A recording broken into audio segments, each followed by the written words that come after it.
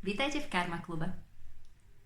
Dnes by som sa rada pozrela na to, o čom je náš život.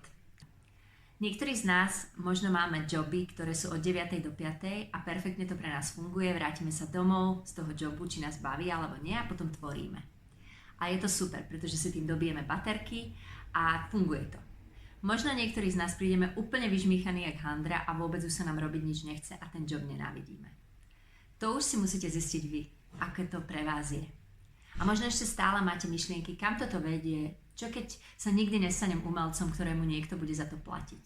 Neviem, či ste už skúsili niečo zverejniť, dať to buď na sociálne siete, alebo to nejak marketovať, alebo to predať, či už je to článok, obraz, niečo, čo ste napísali. Niečo z vášho projektu, na ktorom pracujete. Ak ste to skúsili a nevyšlo to na prvýkrát, nezúfajte, prosím. Ak by naozaj, aj keď je veľmi ťažké sa striasť z tejto predstavy, hodnotu nášho diela určovala cena na trhu, tak Gauguin alebo Van Gogh alebo stovky umelcov by boli šarlatáni.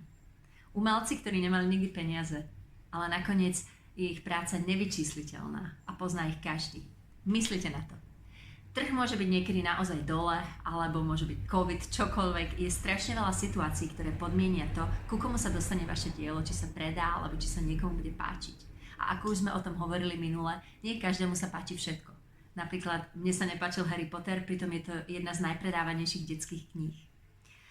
Takže chcem sa pozrieť na to, čo robíte vo svojom čase, ako sa hodnotíte ako predtým a upozorniť vás, prosím, správajte sa k svojmu vnútornému umelcovi samým sebe, ako k malému, krehkému dieťaťu, ktoré sa stále učí chodiť. A to dieťa môže byť bláznivé. Niektoré dni sa mu nechce. Bude sa iba vrtať v nose a bude sa na gauči. Dovolte mu to. Je to v pohode. Dovolte si, aby váš život išiel niekedy tam, kam potrebuje. A keď sa vám niektoré dni nechce, tak je to v pohode. Môžete skľudniť do šenku, vyložiť si tie nohy, nerobiť nič. Dovolte tomu decku nejaké ústupky. Ale nehovorím tým nerobiť nič celé týždne. Možno, že niekedy, keď sa nám práve nechce, tak by z nás vyšlo niečo dobré, niečo, čo tam máme ucpané a čo potrebuje ísť von. Cieľom tohto celého kurzu, ktorý už robíme niekoľko dní, je naozaj sa nepozerať na tvorbu ako na nejakú produktivitu a nehodnotiť sa v tej produktivite. Áno, dneska som bol produktívny. Ale uvedomiť si, že tvorba naozaj tečie ako rieka. Je to proces so všetkým, čo k tomu patrí. Keď budete plakať, kričať, nebude sa vám chcieť, budete sa nenávidieť, potom zase všetko, čo urobíte, budete milovať. Je to súčasť toho tvorenia. Je to jednoducho divoké. A tvorba je v podstate duševná prax. Je to niečo veľmi, veľmi vzácne. Ako keď spustíte sondu do vlastnej duše a pozriete sa, čo tam je.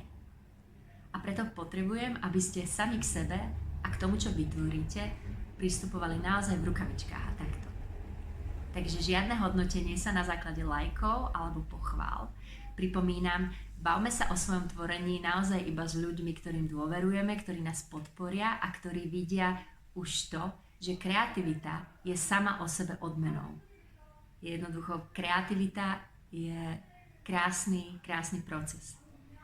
A chcela by som dnešné cvičenie urobiť tak, že si môžete zapnúť hudbu, alebo nemusíte, ak máte chuť, tak si môžete pustiť svoju obľúbenú skladbu, si ju napeckovať a nakresliť si komiks z nejakej situácie, čo vás možno ťaží.